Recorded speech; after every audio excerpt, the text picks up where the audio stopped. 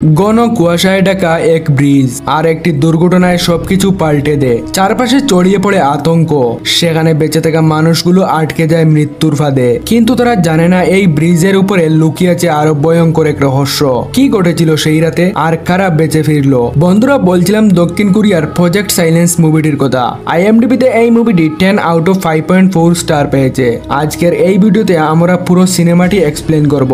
Video শুরু করার আগে তোমাদের সকলের কাছে একটাই রিকোয়েস্ট, প্লিজ ভিডিওটি ভালো লাগলে একটি লাইক করুন এবং চ্যানেলে নতুন হলে সাবস্ক্রাইব করতে ভুলবেন না। তো চলো শুরু করি আজকের থ্রিলিং গল্প। মুভির শুরুতে আমরা কিছু সরকারি কর্মকর্তা এবং ন্যাশনাল সিকিউরিটি বিভাগের লোকজনকে একটি মিটিং করতে দেখি। এই মিটিং এ আমরা জানতে পারি যে সন্ত্রাসীরা গত 5 মাস ধরে কিছু বেসামরিক নাগরিককে বন্দী করে রেখেছিল এবং এখন তারা চাঁদাবাজির টাকা দাবি করছিল।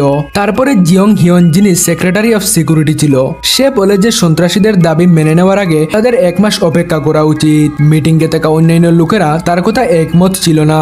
তারপর তার অ্যাসিস্ট্যান্ট জিয়ং ওয়ান সবাইকে বলে যে এই বন্দীরা গত 5 মাস ধরে সেখানে রয়েছে, আর এমন পরিস্থিতিতে এখন এই সন্ত্রাসীদের সাথে যোগাযোগ করার দুটি কারণ হতে পারে। প্রথমত, তারা আরো টাকা দাবি করার জন্য এই বিষয়টি টেনে আনছে, অথবা দ্বিতীয়ত সমস্ত বন্দী ইতিমধ্যে শেষ হয়ে গিয়েছে। তার কাছ থেকে এই কথা শোনার পর সবাই অবাক হয়ে যায়। মিটিং এর পরে সমস্ত কর্মকর্তারা চলে যান এবং আমরা হিয়ান এবং ওয়ানকে একসাথে দেখতে পাই। হিয়ান বলে যে হিয়নের কাছে যদি তার মতো আরো 2-4 জন লোক থাকতো তাহলে সে অনেক আগেই প্রেসিডেন্ট হয়ে যেত। সে ওয়ানকে একটি টাকার বান্ডিল দেয় এবং এটা তার মেয়ের জন্য ছিল, যে বিদেশ পড়াশোনা করতে যাচ্ছিল। ওয়ান প্রথমে মানা করে, কিন্তু ইয়ন তাকে জোর করে টাকাটা দেয়। এখন পরবর্তী দৃশ্যে আমরা ওয়ানের মেয়ে চা কিয়ং মিনকে দেখি, যে জিনিসপত্র প্যাক করছে এবং তাকে দেখে মনে হচ্ছে সে ওয়ানের উপর রেগে আছে। আমরা দেখতে পাই যে মিন তার মায়ের বইয়ের শেষ কপিটি তার ব্যাগে রাখে। আসলে মিন একজন র্যাপার হতে চেয়েছিল, কিন্তু ওয়ান তাকে তার মাসির কাছে পড়াশোনা করার জন্য বিদেশ পাঠাচ্ছিল। এরপর আমরা দেখি ওয়ান গাড়ি চালাচ্ছে। গাড়িতে প্রতিদিনের খবর শুনছিল, যেখানে রিপোর্টার বলছে যে কুয়াশার কারণে একটি সতর্কতা জারি করা হয়েছে। সে এয়ারপোর্টে মিনকে নামিয়ে দিতে যাচ্ছিল এবং পথে তাকে পেট্রোল আনতে হয়েছিল। জ্বালানি ভরার পর পেট্রোল পাম্পের কর্মী সে ওয়ানকে বলে যে তোমার $64 হয়েছে। ওয়ান তাকে তার কার্ড দেয়, যেখানে লোকটি বলে যে রিডার কাজ করছে না, তাই তার নগদ টাকার প্রয়োজন। এই কথা শুনে ওয়ান সন্দেহ করে এবং তারপর সে লোকটির চাবির রিং দেখতে পায়। তার চাবির রিংয়ের অনেকগুলি চাবি ছিল এবং একটি ছিল মাস্টার চাবি। সে তাকে বলে যে সে এই টাকা স্টেশনের মালিককে দেবে। এই কথা শুনে লোকটি তাকে অনেক অনুরোধ করে, কিন্তু সে সেখান থেকে চলে যায়। পরের দৃশ্যে আমরা এয়ারপোর্টে ইউরা নামের একটি মেয়েকে দেখতে পাই এবং এখানে তার বোন এবং ম্যানেজার মিরান তার সাথে আছে। ইউরা একজন গোল্ফ খেলোয়াড়। সে একটি ইন্টারন্যাশনাল টুর্নামেন্টে যাচ্ছিল, কিন্তু মিরানের কারণে সে তার ফ্লাইট মিস করে। মীরা পাসপোর্ট চেক করেনি এবং সেখানে পৌঁছে তারা জানতে পারে যে ইউরার পাসপোর্ট এক্সপায়ার হয়ে গেছে। এমন পরিস্থিতিতে মীরা বলল যে তারা আগামীকাল সকালে একটি ব্যাকআপ পাসপোর্ট ব্যবস্থা করে এবং সকালের ফ্লাইট ধরবে। তারপর সেখানে একজন বৃদ্ধ মহিলা আসে। দুই বোন মনে করে যে সে ইউরার ফ্যান হবে, কিন্তু বৃদ্ধা তাদের বলে যে সে ভেবেছিল ইউরা তার আত্মীয়। সেখানে দুই বোন খুবই লজ্জিত হয়। তারপর একজন বৃদ্ধ কাকা সেখানে আসে। তারা দুই বোনের কাছে ক্ষমা চায় এবং বৃদ্ধ মহিলাটিকে জ্যাকেটটি পরিয়ে দেয়। বৃদ্ধ মহিলার দিকে তাকালে মনে হয় সে তাদের চিনে না, তাই সে তাদের থেকে দূরে অন্য রাস্তার দিকে হাঁটতে শুরু করে এবং তারপর বৃদ্ধ মহিলা অন্য কোথাও চলে যায়। এরপরে তারা তিনজনই একসাথে তাকে বাঁচায় এবং এখানে আমরা জানতে পারি যে এই বৃদ্ধ মহিলার অ্যালজাইমার রোগ এবং তিনি সবকিছু ভুলে যেতে শুরু করেছেন। এবং এতক্ষণে আপনি নিশ্চয়ই বুঝতে পেরেছেন যে এই বৃদ্ধ কাকা আর কেউ নয়, সেই বৃদ্ধ মহিলার স্বামী ছিল। এরপরে তারা দুজনই সেখান থেকে চলে যায়। এখন আমরা দেখতে পাই যে এই বৃদ্ধ দাম্পত্য একটি বাসে এবং দুই বোন তাদের গাড়িতে করে এয়ারপোর্ট থেকে বেরিয়ে কাচের ব্রিজে উঠে। কুয়াশার কারণে ভিজিবিলিটি খুব কম ছিল এবং সবাই গাড়ি চালানোর সময় চরম সমস্যা হচ্ছিল। তখন একটি পাগল ব্যক্তি লাইভ চলাকালীন গাড়ি চালাচ্ছিল। সে সমস্ত সতর্কতা ইগনোর করে সে তার গাড়িটি রাস্তার ঠিক মাঝখানে নিয়ে আসে, যার কারণে একটি গাড়ি তার সাথে ধাক্কা খায় এবং এর পিছনে গাড়িগুলো একে অপরের সাথে ধাক্কা খায়, যার ফলে ভয়াবহ দুর্ঘটনা ঘটে। তার গাড়ির সাথে সংঘর্ষের পর এক সময় রাস্তা ব্লক করে দেয়। অন্যদিকে ওয়ান এবং তার মেয়ে তাদের গাড়িতে করে এয়ারপোর্টের দিকে যাচ্ছিল এবং তারা একই ব্রিজের অপোজিট সাইডে ছিল এবং কিছু সামরিক যানবাহন আর কিছু কুকুর বহন করে তাদের পাশ দিয়ে অতিক্রম করে। আমরা সেই গাড়িগুলিতে একজন গবেষক বসে থাকতে দেখি এবং সেখানে পেট্রোল পাম্পে আমরা আবার সেই একই সেই লোকটিকে দেখতে পায় যে ওয়ানের কাছ থেকে নগদ টাকা চেয়েছিল। পেট্রোল পাম্পের মালিক তাকে বোকাচোকা করে এবং আমরা বুঝতে পারি যে তার নাম যে একজন ট্রাক চালক। তারপর রেডিওতে ব্রিজের খবর আসে। খবরটি শোনার পর সে তার কুকুর জুডিকে নিয়ে তার $64 আনতে ব্রিজের দিকে রওনা দেয়। এখানে ওয়ান ব্রিজে তার সামনের গাড়িটি উল্টে যায়, যার ফলে সে ব্রিজে আটকে যায়। সে তৎক্ষণাৎ তার বসকে বিষয়টি জানায় এবং তার মেয়ে তাকে বলে যে উল্টে যাওয়া গাড়িতে বসে থাকা লোকেরা আহত হয়েছে, তাই তাদের সাহায্য করতে যাওয়া উচিত। এই কথা শুনে ওয়ান থেকে গাড়িতে থাকতে বলে। ওয়ান নিজেই সাহায্য করতে এগিয়ে যায়। এখন যার গাড়িটি উল্টে গিয়েছিল সে একজন গবেষক এবং সামান্য আহত হয়েছিল এবং তার সোলজার ওয়ানকে বলে ডাক্তার ইয়াং এর পাশে থাকতে বলে এবং তারা দুজনই গাড়িটি চেক করতে যায়। সেখানে তারা দেখে যে খাঁচাটি ভাঙ্গা এবং তাছাড়া ভিতরে থেকে সমস্ত কুকুর বাইরে চলে গেছে। এটা দেখে দুজনই খুবই হতাশ হয়ে পড়ে এবং সাথে সাথে তাদের টিমকে খবর দেয়। এদিকে ওয়ান ডক্টর ইয়াং তার গাড়িতে বসে, কিন্তু তার মেয়ে গাড়িতে নেই। আসলে আমরা দেখতে পাই যে ব্রিজের উপরে একটি কুকুর বারবার তার মাথায় আঘাত করছিল। ওয়ানের মেয়ে এটা দেখে খুবই চিন্তিত হয়ে পড়ে এবং কুকুরটিকে বিস্কুট দেয়। সে কুকুরটির কলারে কুকুরটির নাম দেখতে পায় যা E9 ছিল। তারপর সে কুকুরটির কাছে যাওয়ার সময় ওয়ান সেখানে আসে এবং তাকে থামায়। এইসব দেখে কুকুরটি সেখান থেকে চলে যায় এবং অন্য সব কুকুর ঘোরাফেরা করার সময় একটি কুকুর মিরানের কাছে আসে, যা সে খুব ভয় পায়। সোলজার ডাক্তারের কাছে এসে তাকে বলে যে ইকুশ খাঁচা থেকে বেরিয়ে এসেছে। এখানে আমি আপনাকে বলি যে ইকুশের অর্থ হলো কুকুর। তারপর সোলজার বলে যে তারা কন্ট্রোল প্রোগ্রাম অ্যাক্টিভ করার আদেশ পেয়েছে, তাই ডাক্তার তার ল্যাপটপ থেকে অ্যাক্টিভেশন কাজ শুরু করে। যখন ওয়ান সেখানে এসে তাকে জিজ্ঞেস করে তারা কি করছে, একজন তাদের জিজ্ঞাসাবাদ শুরু করে, যার জবাবে সোলজার তাকে জিজ্ঞেস করে সে কে। ওয়ান তাদের তার পরিচয়পত্র দেখায় এবং সে বলে ব্লু হাউস সিকিউরিটি ডিপার্টমেন্টের লোক। ওয়ান তাদের জিজ্ঞেস করে ওই লোকগুলোর কেন মোবাইল ফোনের সিগন্যাল বন্ধ করা হয়েছে।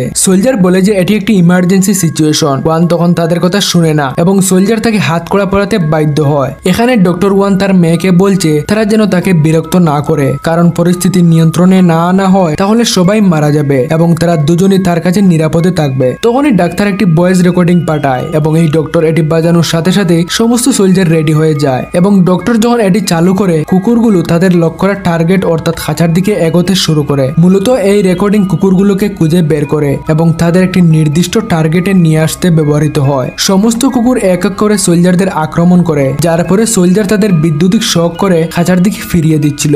আর এখানে ডক্টর তার ল্যাপটপে দেখতে পায় যে সব কুকুর টার্গেটের দিকে এগিয়ে গেছে, কিন্তু ই নামের একটি স্ত্রী কুকুর তার অবস্থান থেকে একবারই নড়ছিল না। এটি সেই একই কুকুর যা কিছু সময় আগে মিন তার মাথায় আঘাত করতে দেখেছিল। ডক্টর বলে যেহেতু অন্য সব কুকুর ভিতরে এসেছে তাই সে এই প্রোগ্রামটি বন্ধ করে। আমরা দেখতে পাই যে এটি করার সময় সমস্ত কুকুর নরমাল হয় এবং ততক্ষণে সামরিক হেলিকপ্টারও সেখানে পৌঁছে যায় এবং তারা 8টি কুকুরকে বহন করার জন্য প্রস্তুত হয় এবং E9কে নিতে পরে ফিরে আসার সিদ্ধান্ত নেয়। এরপরে ওয়ানকে ছেড়ে দেওয়া হয় এবং সে ডাক্তারকে থামিয়ে জিজ্ঞেস করে এখানে কি হচ্ছে। ডক্টর ওয়ানকে বলে তার বসকে সাইলেন্স প্রজেক্ট সম্পর্কে জিজ্ঞেস করা উচিত। ইতিমধ্যে জুডি ট্রান্সফার কন্টেইনারের দিকে দৌড়ে যায় এবং সোলজার জোকে থেমে রাখে। তারপর মিন সেখানে যায় এবং জুডিকে তুলে নেয়। এখন আমরা এখানে একটি চিপ পড়ে থাকতে দেখি যা শুধুমাত্র একটি কুকুরের মধ্যে ইনস্টল করা ছিল, অর্থাৎ ডাক্তার তার ল্যাপটপে E9 এর যে অবস্থানটি দেখেছিল তা সেই চিপের লোকেশন ছিল, কুকুরটি নয়। আমাদের ধারণা কুকুরটি যখন ব্রিজে মাথা মারছিল তখন এটি চিপটি খুলে ফেলেছিল।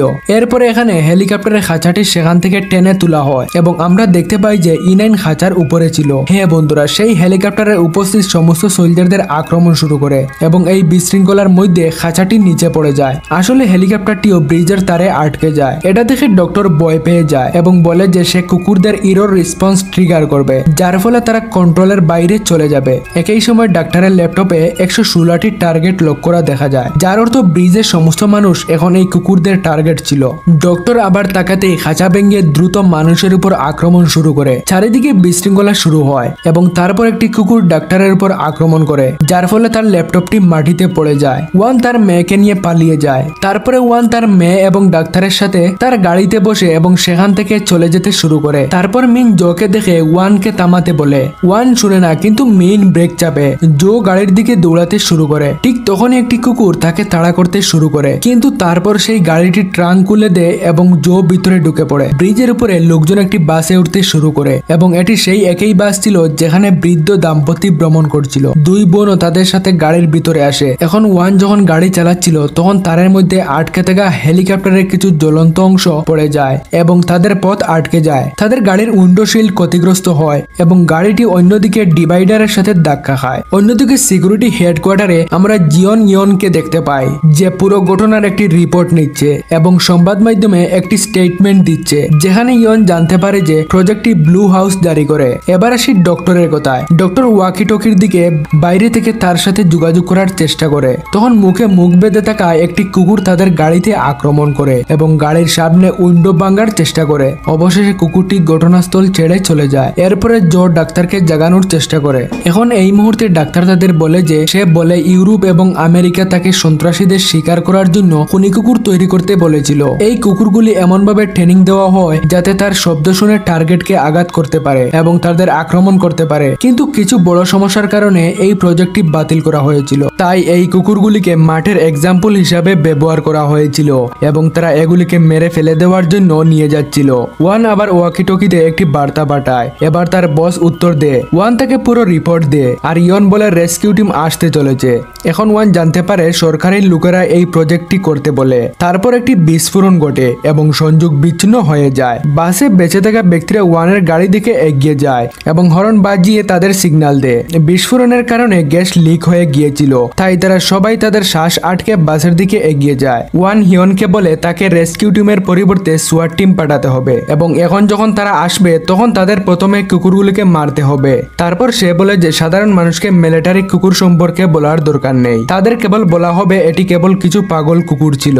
সে দ্রুত বাসে উঠে পড়ে, কিন্তু তারপর হেলিকপ্টারটি পড়ে যায় এবং একটি বিশাল বিস্ফোরণ ঘটে। ব্রিজের তারও ছিঁড়ে যায়, যার ফলে ব্রিজের মাঝখান ভেঙে যায়। এখন এমন পরিস্থিতিতে বাসটি দ্রুত পিছন দিকে যেতে শুরু করে এবং ভিতরে থাকা সকল মানুষ নিরাপদে থাকে। হ্যাঁ, সবকিছু শান্ত হওয়ার পরে বাসে বসে থাকা লোকদের বলে সে সিকিউরিটি ডিপার্টমেন্টের লোক। সে বাসে থাকা লোকগুলোকে কুকুরের আসল বাস্তবতা বলে না। এমন পরিস্থিতিতে জো সবার সামনে ওয়ানকে চ্যালেঞ্জ করে। তারপর ওয়ান থেকে বাসের শেষ সিটে নিয়ে যায় এবং ওয়ান থেকে জিজ্ঞেস করে সে কি চায়, যার উত্তরে সে বলে যে সে $64 চায়। এতে ওয়ান থেকে বলে সে যদি তাকে সাহায্য করে তাহলে সে অনেক বেশি টাকা দেবে। এই কথা শুনে জো এখন শান্তভাবে তার সিটে বসে পড়ে, যেখানে সে একটি দামি মদের বোতল দেখতে পায়। সে এটা নিজের কাছেই রাখে। অন্যদিকে একটি টিম ব্রিজে নামে এবং কুকুরগুলোকে খুঁজতে শুরু করে। বাসের লোকেরা তাদের দেখতে পায় এবং দেখে একটু বিশ্রাম নেয়। আমরা দেখতে পাই যেসব কুকুর বাসের সামনে ছিল এবং এই টিম যখন তাদের খুঁজতে খুঁজতে তারা বাসের পিছন দিকে সে দরজার কাছে আসে।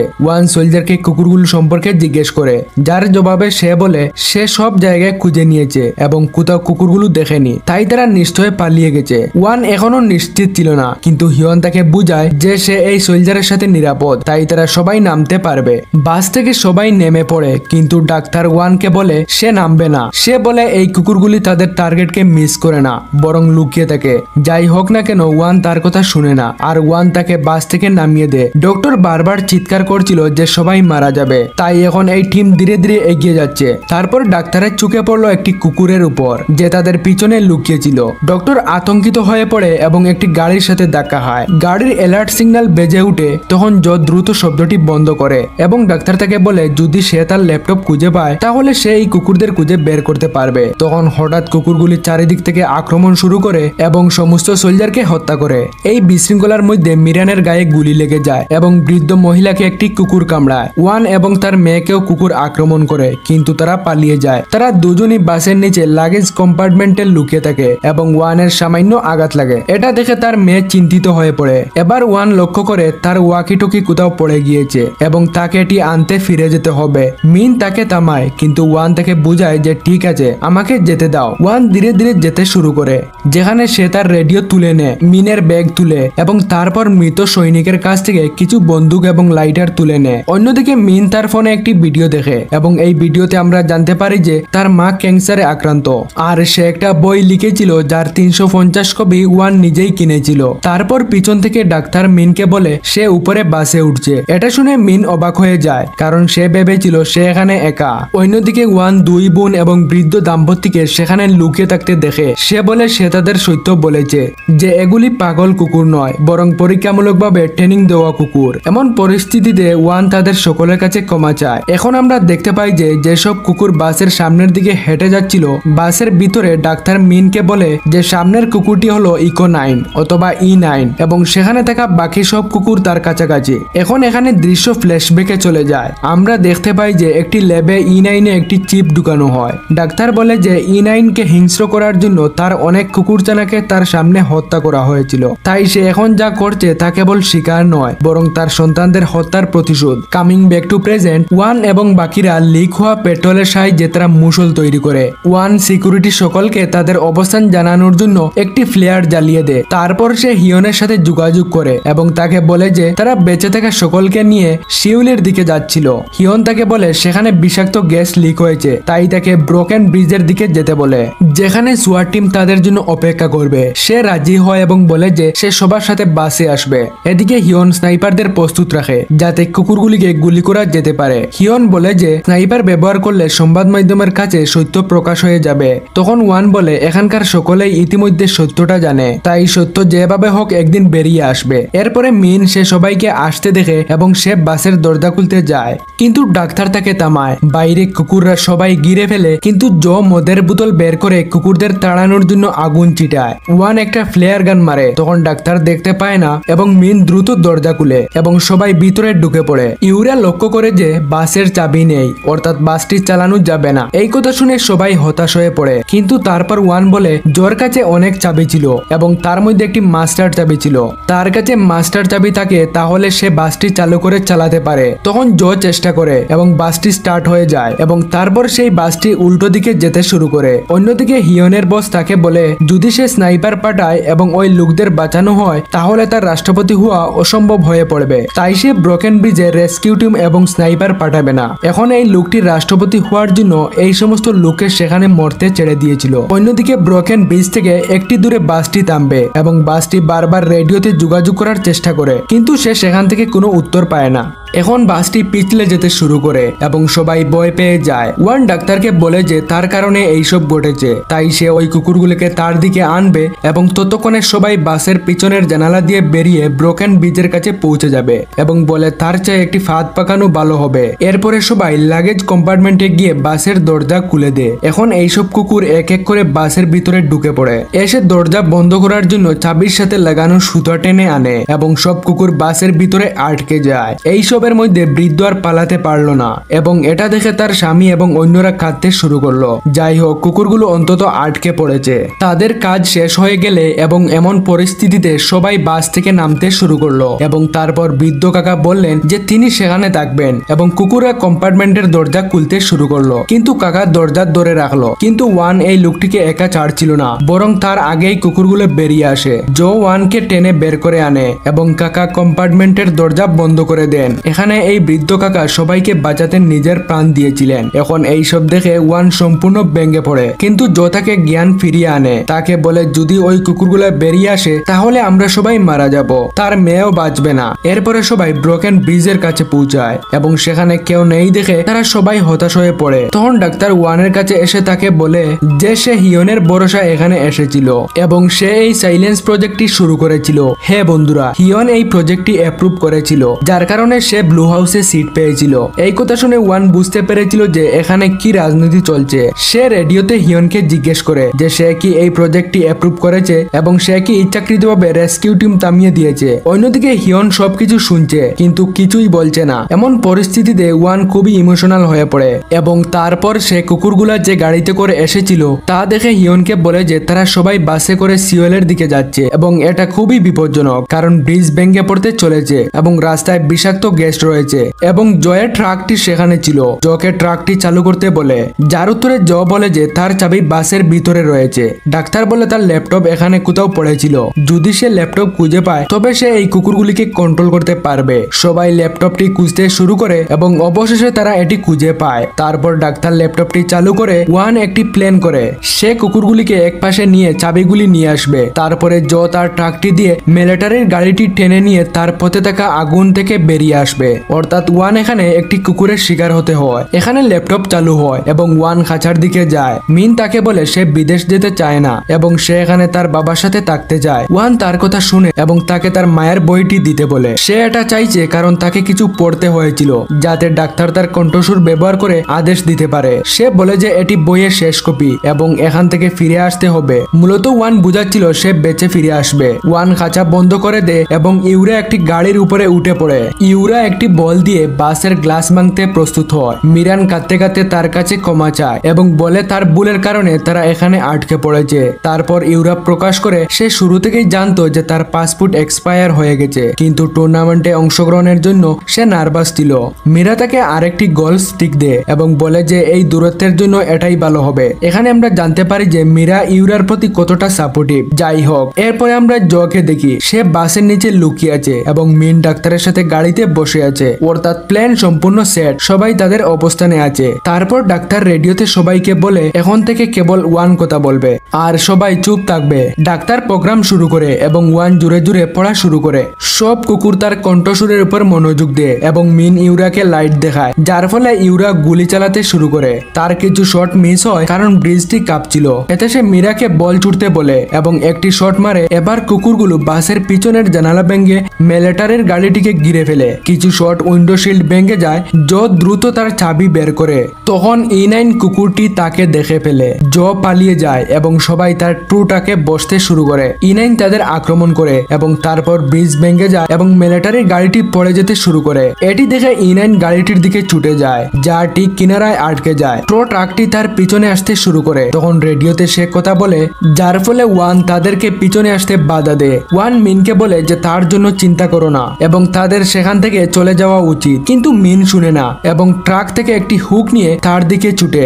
গাড়িটির কাছে E9 একটি কুকুরকে বাঁচানোর জন্য চেষ্টা করছে, যা নদীতে পড়ে যায় এবং E9 ও তার পিছনে লাফ দেয়। গাড়িটি এখন সম্পূর্ণভাবে কিনারায় ঝুলছিল, কিন্তু একই সাথে মিন গাড়ির সাথে হুকটি লাগিয়ে দিয়েছিল। এরপরে সে ভিতরে এসে জোকে ডাক দেয় এবং জো ট্রো ট্রাকটি চালাতে শুরু করে এবং কোনোভাবে গাড়িটি টেনে এগিয়ে যায়। তারপরে এই লোকেরা চলতে শুরু করে এবং বিষাক্ত গ্যাসের মধ্যে দিয়ে ফুল স্পিডে গাড়ি চালায়। আর সেই এলাকা থেকে বেরিয়ে আসার আগে এক জায়গায় ব্রিজটি ভাঙ্গা ছিল, যার কারণে গাড়িটি ট্রো ট্রাক থেকে বিচ্ছিন্ন হয়ে যায়। কিন্তু গতি খুব বেশি হওয়ার কারণে এটি গ্যাসের মধ্যে দিয়ে বেরিয়ে আসে। ওই সকল লোক ট্রোটাকে বসে সিওলের দিকে চলে যায়। অবশেষে তারা সংবাদ মাধ্যম, পুলিশ এবং ডাক্তারদের দেখতে পায়। হিয়ন সেখানে আসে এবং ওয়ান থেকে ঘুষি মারে এবং এই প্রজেক্টটির কিছু প্রমাণপত্র মিডিয়ার কাছে দেওয়া হয়। হিয়ন ওয়ান তার মেয়ের ভবিষ্যৎ সম্পর্কে ভাবতে বলে। তখন ওয়ান বলে যে তাকে তার মেয়েকে কোথাও পাঠাতে হবে না। এখানে সে হিয়নের দেওয়া টাকা তার মুখে চুড়ে মারে এবং তারপর ডাক্তার সেখানে এসে সাইলেন্স প্রজেক্ট প্রমাণের জন্য তার ল্যাপটপ দেয়।